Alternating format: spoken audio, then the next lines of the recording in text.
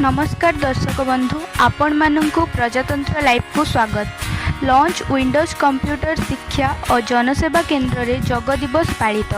आज launch Windows computer शिक्षा केंद्र और जनसेवा केंद्र रे नवम आंतर्जातिक जग दिवस पालन हो जाइछि। एही अवसर रे अध्ययनरत छात्र छात्री मानक द्वारा विभिन्न प्रकार आसन प्राणायाम करा जाइथिला एवं एहार उपकार संपर्क में समस्त को कहुला।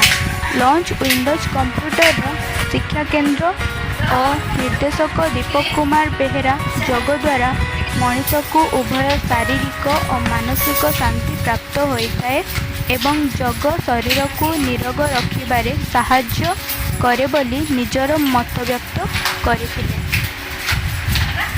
एही कार्यक्रम को शिक्षा केंद्र परिचालक आशीष कुमार दलई परिचालना करथिले।